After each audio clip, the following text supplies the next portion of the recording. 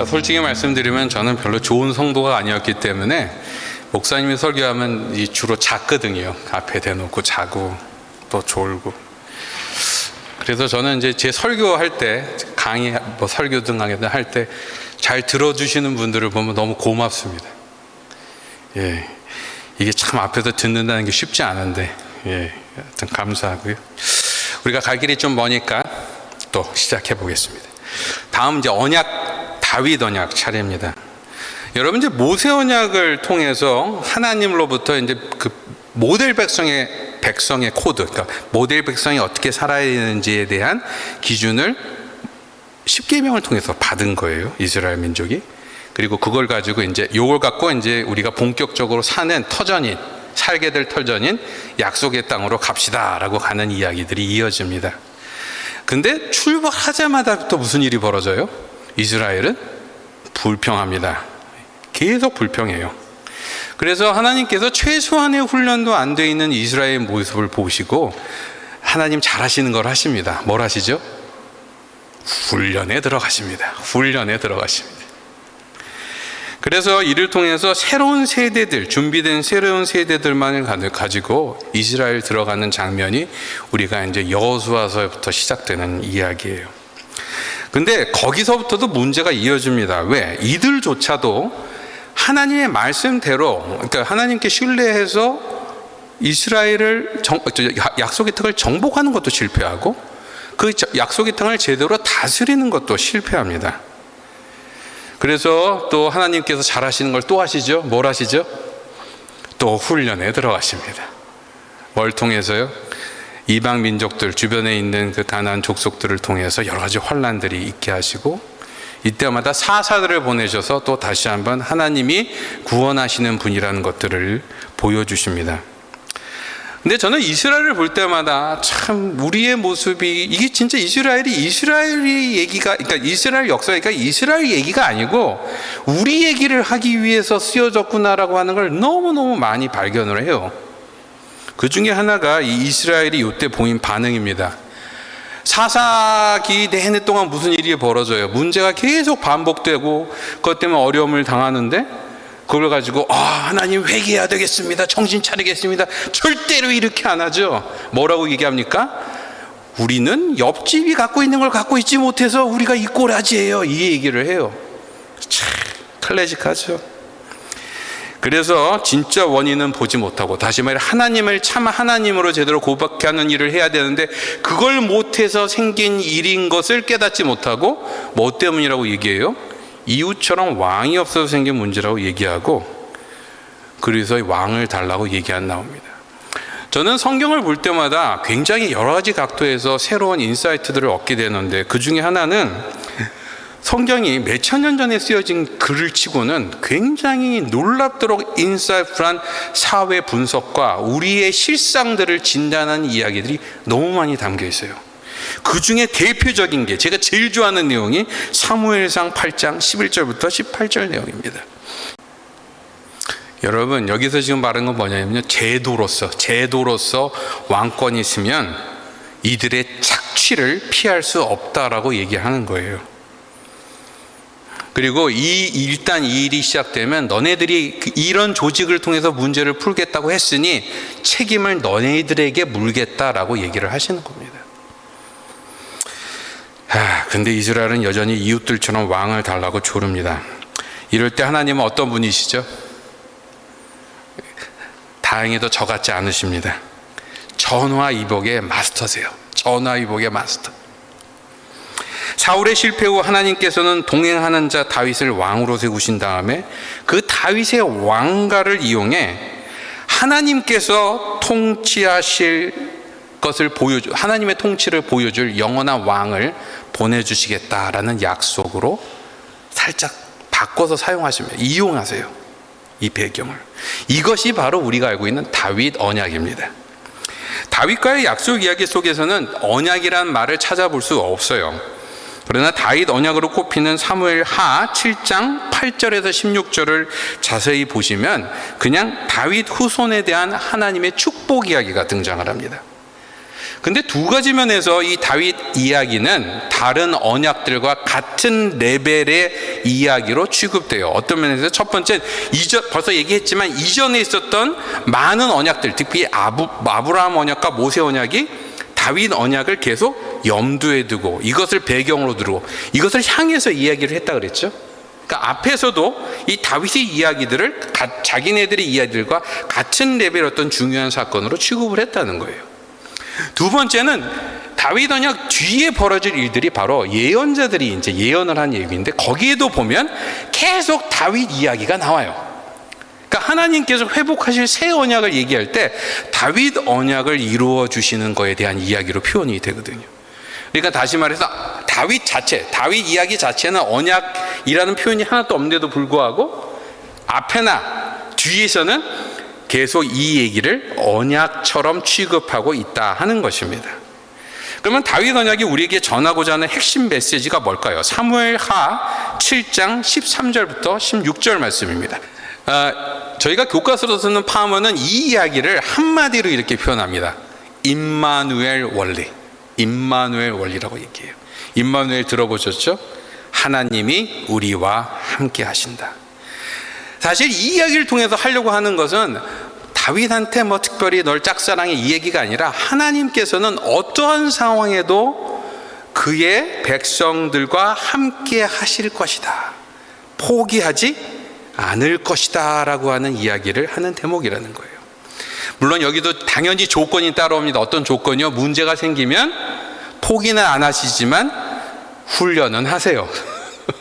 훈련은 하세요. 그냥 넘어가진 않으시고요.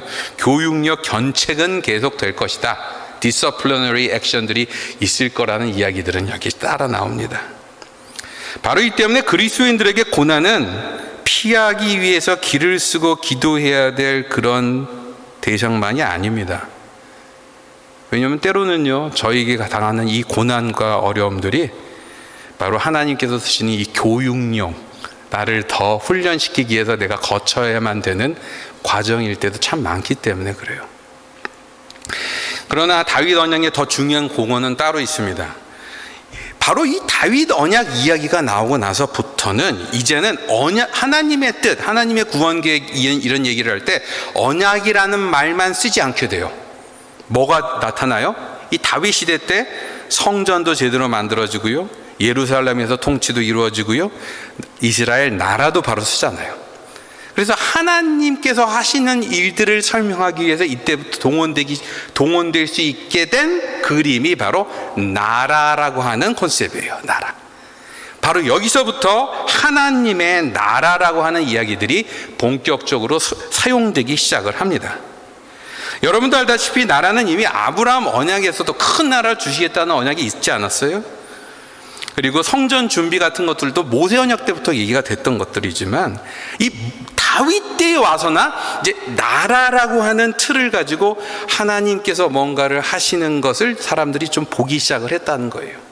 그래서 하나님께서 뭘 하실까라는 얘기를 할 때 하나님, 우리에게 하나님의 나라를 주세요 라는 얘기를 바로 요 시점부터 사람들은 할 수 있게 되었다는 것입니다. 바로 이 점 때문에 특히 맨 나중에 나오는 새하늘과 새 땅에 보면 하나님의 나라가 회복되는 그림에 뭐가 나오냐면 바로 새 예루살렘, 새 성전, 새 시온이라고 하는 바로 이 다윗 왕국에 나타났던 모든 요소들이 다시 등장을 합니다. 하나님 나라예요. 실제로 하나님 이스라엘 역사를 보면 특별히 아까 지난 시간에 우리 질문하셨던 내용하고 중복이 되는데 신구약 중간기가 있었잖아요. 신구약 중간기. 예언이 끊기고 예수님께 오시기 전까지의 정막처럼 흐르던 시대가 있었는데 바로 이 시대 때의 사람들은 점점 더 이 하나님 나라에 대한 열기가 커져버려요. 왜? 이스라엘이 망한 뒤 바벨론, 페르시아, 헬라 제국에 의해서 이스라엘이 정복됐지만 이때 잠시 독립운동을 해서 뭘 얻게 돼요?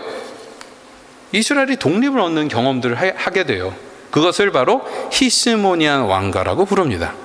여러분도 아마 들어보신 적이 있을 거예요. 근데 사람들이 뭐든지 이렇게 뭔가 해본 경험이 있으면 그 경험들 때문에 그 강렬한 이미지가 남잖아요. 그러니까 하나님 우리나라를 회복해 주세요, 혹은 하나님 구원해 주세요, 이 말을 이제부터는 어떻게 하기 시작했냐면 하나님의 나라를 다시 회복해 주세요, 하나님의 나라를 더 찾게 해주세요, 이런 식으로 표현을 하는 분위기로 바뀌어버린 거예요. 이 속에서 이스라엘 사람들은 하나님의 구원을 하나님 나라의 회복으로 이해하기 시작했다는 것입니다. 물론 이 당시에 쓰던 말씀은 되게 정치적인 냄새, 그러니까 정치적으로 독립하는 것에 대한 이야기가 많이 들어있었지만, 어쨌든 이때부터 우리는 하나님의 구원을 하나님 나라란 말로 설명할 수 있게 됐고, 바로 그런 배경 때문에 예수님이 오시자마자 복음을 뭐라고 선포하세요? 회개하라, 천국이 가까이 왔다. 다시 말해 하나님 나라가 임했다라는 말로 표현하실 수 있었던 거예요. 왜? 하나님의 구원을 이제는 나라로 설명하기 시작을 했기 때문에. 그러나 이런 배경을 이해한다면 당연히 언약들과 하나님의 나라가 연결되어 있구나라는 걸 여러분이 당연히 눈치채실 수 있을 겁니다. 그리고 실제로 이제 교회사를 보면 어떤 일이 있냐면, 오랫동안 교회 자기 조직이나 아니면 개인 내면이나 챙기고 하는 이런 모습들이 좀 싫었던 사람들은, 아니 우리가 예수 믿는 게 그냥 하나님과 1:1 관계 뭐 이렇게만 설명할 게 아니라 하나님이 주신 이 창조세계 전체를 바꾸고 잘 책임지는 이런 일들도 염두에 둬야 되는 거 아닌가. 그러니까 우리가 언약이라는 말을 쓰면 하나님과 나와의 관계이기만 하는 것 같으니 좀 얘기를 바꿔서 전체 그림을 볼 수 있도록 이제부터 복음을 하나님 나라라고 설명을 좀 합시다. 예수님도 그렇게 얘기했고, 그 예수님에 대해서도 그렇게 더 맞지 않겠냐는 생각들을 많은 사람들이 했어요. 그래서 19세기부터 점점 더 많은 사람들이 복음을 또 다시 한번 하나님 나라라고 하는 표현으로 설명하기 시작을 합니다. 근데 이제 현실은 어땠냐면, 대부분 성경의 권위를 별로 인정하지 않고 사회 참여하는 것을 기독교라고 생각하던 사람들이 이 얘기를 많이 썼어요. 미시오 데이, 미션, 하나님 나라, 이런 얘기들이 그쪽 사람들에서 주로 썼기 때문에 보수적인 교회나 일반 교인들한테는 여전히 하나님 나라라는 말들이 좀 낯설거나 자주 쓰여지지 않았다는 거예요. 근데 이것이 20세기 중반부터 좀 바뀌기 시작을 합니다. 그리고 이것을 바꿔놓는데 큰 공헌을 했던 사람들 중에 여러분들이 잘 모르실 수 있지만 여러분이 살고 있는 호주가 되게 중요한 역할을 해요. 그래서 호주에 있는 무어 칼리지라고 하는 학교를 중심으로 성경신학 운동이라는 게 일어나서 저희가 교과서로 봤던 이 그레이엄 골드워스 같은 사람들을 중심으로 언약과 하나님 나라들을 더 복음적 관점, 더 보수적인 신앙 관점에서 연결해서 설명하고 전도에도 사용하고 훈련에도 사용하고 설교에도 사용하는 일들을 하기 시작을 합니다. 그래서 특히 그레이엄 골드워스는 하나님의 나라와 언약 신학을 잘 연결시켜서 우리가 언약 얘기할 때 나오는 주요 사건들을 하나님 나라로 표현해요. 그래서 쉽게 말하면 창조 언약, 여기 뒤에 이제 오른쪽에 나오지만 창조 언약, 아브라함 언약, 모세 언약, 다윗 언약, 그리고 이제 예언자들의 이야기, 예수님의 새 언약, 이 각각 언약들을 하나님 나라라는 표현으로 어떻게 표현할 수 있는지를 설명하기 시작을 합니다. 여기에 대한 내용들은 또 이거 자체가 또 다른 또 영역이기 때문에, 그러니까 다시 설명들을 좀 많이 해야 되는 필요가 있으니까 여러분께서 내용들을 아마 그림들을 보면서 일단 전체 그림들을 눈치를 채시는 것 정도로 오늘은 만족을 하셨으면 좋겠는데, 여기 보면 가장 어떤 간단한 것은 보통 하나님 나라, 그러면 나라 그러면 보통 우리가 따지는 세 가지 요소 있잖아요. 뭐죠? 주권, 영토, 국민. 그 세 가지 차원에서 각 언약들이 어떤 주권들이 표현되는 일들로 나타났고, 그것의 가장 중요한 모델 타겟으로 나타난 국민들은 누가 등장을 했고, 그것의 백그라운드로 주로, 그러니까 활약지로 사용했던 활약지, 무대는 어디로 선택되었는지를 이제 하나하나씩 설명을 할 수가 있다는 거예요. 그래서 예를 들어서 창조 언약 같은 경우에는 주권은 하나님, 국민은 아담과 하와, 영토는 에덴 동산이 되겠죠. 근데 여기서 한 가지만 제가 여러분께 지적하고 넘어갈 거는, 재미있는 것은 주권은 항상 누구에서 변하지 않아요? 성경 얘기의 주권, 주인공은 하나님에서 변하지 않아요. 근데 재미있는 것은 특별히 여기 예언자의 얘기 때부터 약간 묘한 변화가 나타납니다. 그전에는 그냥 주권자가 창조주 하나님으로만 나타났다면 바로 예언자 얘기부터 특히 성령 얘기들이 많이 강조되면서 약간 다른 조짐이 나타나고 특히 예수님을 통해서 우리는 이제 삼위일체로 나타나신 하나님을 만나게 돼요. 그래서 여기 쭉 보면 주권의 주인공들은 계속 똑같이 있지만 예수님부터는 뭐로 바뀌어요? 삼위일체이신 하나님으로 주권자가 바뀌게 되는 것입니다. 그리고 이제 이런 어떤 구조들을 대동소이하게 나누는 여러 가지 얘기들이 미국과 호주와 한국의 신학교에 많이 퍼지고 이것들을 응용해서 많은 프로그램들이 지금 우리가 갖고 있는 대부분 성경 연구 프로그램들은 다 이쪽의 개념들을 활용하거나 많이 도움을 받아서 만들어진 프로그램들이에요.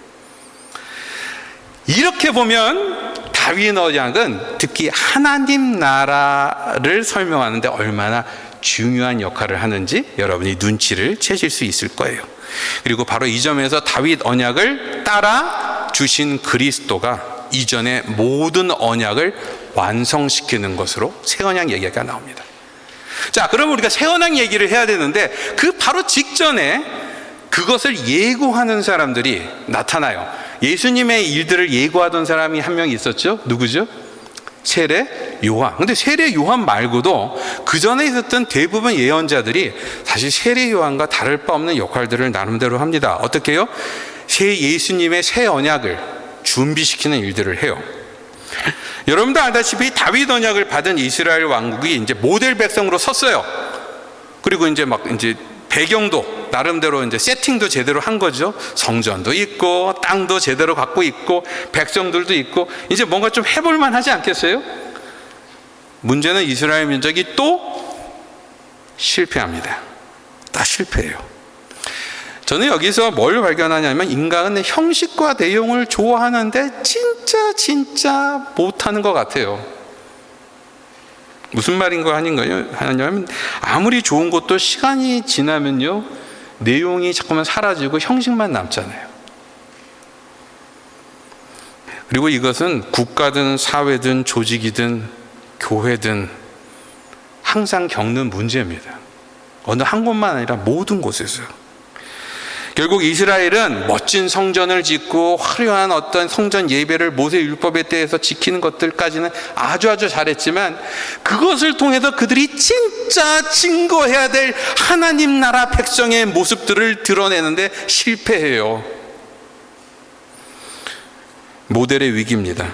그리고 그 위기 속에서 나타난 사람들이 누구예요? 예언자들이에요.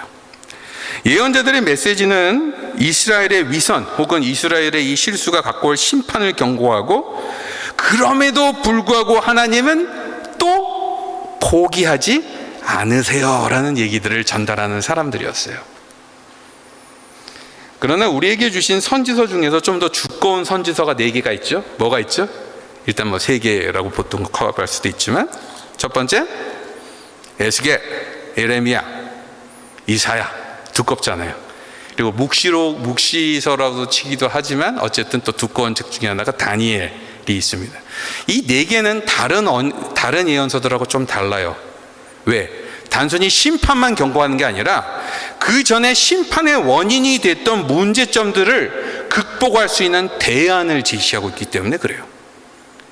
사실 이 얘기를 하려고 그러면 이것도 또 다른 토픽이 되지만 제가 이 얘기를 여러분께 가장 간단하게 얘기할 수 있도록 이 각 이야기의 핵심 구조를 하나씩만 얘기를 해서 각 파트들이 설명하고 있는 새 언약의 예구들을 얘기 드리고 오늘 마칠까 합니다. 자, 첫 번째 다니엘서 내용입니다. 다니엘서 내용 읽어볼까요? 다니엘서 7장 13절에서 14절입니다. 이 장은 여러분도 잘 아는 마지막 심판에 관한 이야기입니다. 구약의 묵시록 이렇게 표현되기도 해요. 근데 이때 그림은 쉽게 말하면 이렇습니다. 마지막 때 인자라고 하는 존재가 마지막 심판의 주인공으로 쫙 오시는 겁니다. 온 세상 앞에 나타나서요. 심판하시는 겁니다. 근데 재미있는 것은 그 인자의 정체가 누군지 아무도 몰랐는데 예수님께서 사역을 하시면서 자기 자신을 뭐라고 부르세요? 계속 인자라고 부르세요. 그리고 예수님께서 승천하시면서 자신이 어떻게 오실 거라고 얘기해요? 다시 마지막 때에 심판자로 오실 거라고 말씀하시고 승천을 하세요. 바로 다니엘에 얘기되어 있는 이 인자가 예수님이었다는 사실들을 예수님 자신이 직접 증언하신 것입니다. 다시 말해서 이제 오실 메시아는 그냥 세이빙만 해주는 메시아가 아니라 어떤 메시아라고요? 저와 여러분을 심판하실, 이 역사 전체를 총정리해 주실, 다시 말해 창조 언약으로 시작된 이 모든 이야기들의 마무리를 해 주실 분으로 오실 거라는 얘기를 다니엘서는 하고 있었던 거예요. 두 번째 얘기입니다. 다음은 예레미야서입니다. 예레미야서는 눈물의 선지자, 이렇게 기억하시죠, 여러분? 근데 이 사람은 이분의 글을 보면은 역시 심판의 경고도 하시지만 눈물 많이 흘리는 사람들이 뭐가 많아요? 긍휼이 많죠, 마음이. 여기서도 역시 긍휼이 구석구석에서 드러납니다. 하나님의 긍휼의 마음 말이에요. 특히 하나님께서는 이스라엘 민족이 단순히 유배기에 가서 고생하는 수준을 넘어서 훈련만 받고 끝나는 게 아니라 이제 과거에 있던 것하고는 전혀 새로운 방식으로 하나님과 하나님의 백성이 관계하는 방법을 가르쳐 주실 겁니다 라고 얘기해요. 뭔가 한번 볼까요? 자, 예레미야서 31장 31절부터 34절입니다. 시작.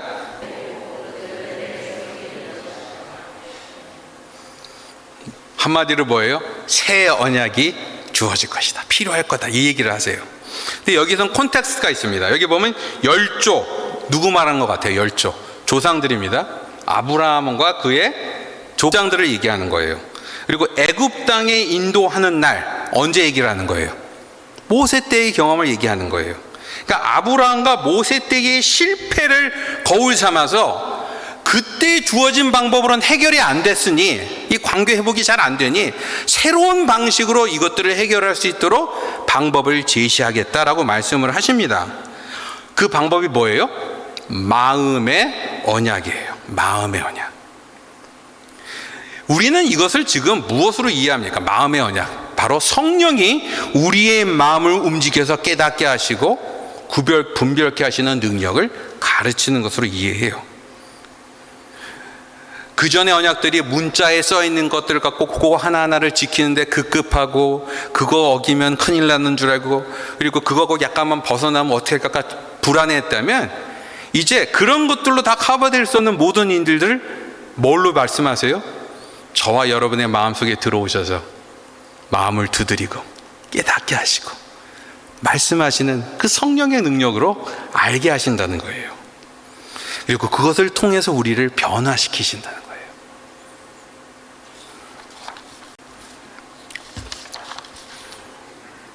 여러분, 다음 언약 이야기는 에스겔 얘기입니다.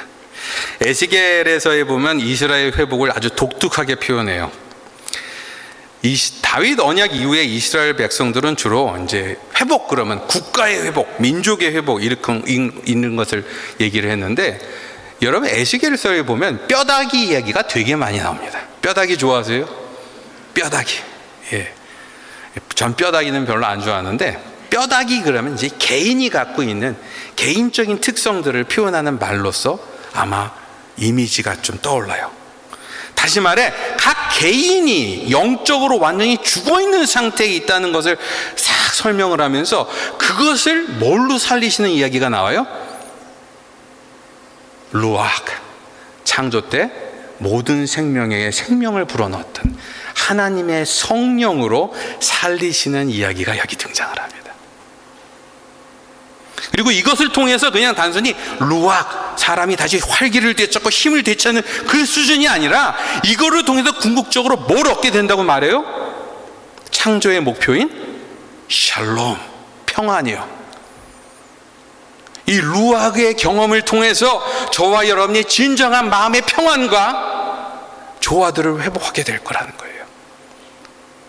참다운 쉼.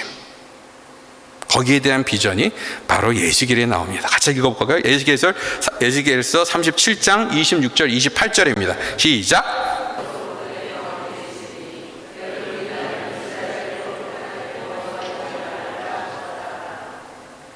그동안 이스라엘의 배교로 들쑥날쑥한 경험처럼 주어졌던 내 성소, 하나님이 함께 계신다는 그 느낌이 이제 영원히 함께하는 것으로 느낄 수 있도록 해주겠다 라고 약속하시면서 그렇게 할 수 있도록 이스라엘 너를 직접 거룩해 하시겠다 이렇게 나와요. 여러분도 알다시피 성령의 역사가 뭡니까? 성령의 역사는 저와 여러분을 거룩해 만들어 주시는 영입니다. 우리가 사람마다 성격도 다르고 페이스도 다르고 속도도 다르고 상황도 다르지만 각자에 맞는 테일러메이드 방법으로 성령께서는 저희를 점점 더 하나님과 관계할 수 있는 사람으로 만들어 가시는 분이세요. 이 비전이 여기에 지금 쓰여져 있는 거예요. 마지막으로 이사야서입니다. 이사야서는 새 언약에 대한 얘기는 하지 않는데 새 언약을 주실 메시아가 어떤 분인지에 대한 설명을 해요. 그리고 바로 이 점 때문에 사실 신약에서는 이 이사야서가 주로 많이 인용이 되죠. 같이 한번 읽어볼까요? 이사야서 53장 10절입니다. 시작. 여러분, 당시에는요, 사람들이 구원 그러면 나를 괴롭히는 적들을 무력으로 쳐부시고 그를 완전히 짓밟아버려서 승리하는 것을 떠올렸어요. 근데 이사야서에서 나오는 승리는 이것과 다릅니다. 뭘 통해서 승리를 얻어요? 자신이 고통을 받음으로써 남의 죄값을 대신 져주심으로써 승리하시는 메시아의 이야기가 나와요. 그 점에서 이 이사야에게는 굉장히 혁명적인 내용입니다. 왜? 더 이상 무력과 파워로서 적을 무너뜨리는 게 아니라 자신이 고난받고 무너지고 상처받고 십자가를 짐으로써 승리하게 됨을 말하는 내용이기 때문에 그래요. 여기서부터 세상의 죄의 문제를 푸는 모든 로직이 통째로 바뀝니다. 싸움에서 이겨서 내 힘을 보여줘서 무력으로, 파워로, 돈으로, 권세로가 아니라 낮아짐으로, 죽어짐으로, 자기 희생으로 죄의 문제가 해결되는 메시아의 비전이 나타나는 거예요. 여러분, 이 네 가지 메시지, 노아 언약으로 연계된 심판의 주관자로 인자가 오실 거라는 것. 두 번째, 죽은 자와 다를 바 없는 우리 개인을, 뼈다귀 같은 우리를 성령을 통해서 살리셔서 화평으로 이르게 하실 거라는 약속. 그리고 그 일을 위해서 마음의 언약을 주셔서 법이 아니라 쓰여진 어떤 경직된 법들이 아니라 우리의 마음을 움직여 주셔서 그 일을 하시게 할 거라는 약속들. 그리고 이것을 위해서 메시아 자신이 자신을 죽여 우리의 죄값을 치루어 이 일들을 하시겠다는 비전들이 바로 예언자들을 통해서 제시된 겁니다. 그리고 이것을 통해서 나온 결론이 바로 예수 그리스도예요.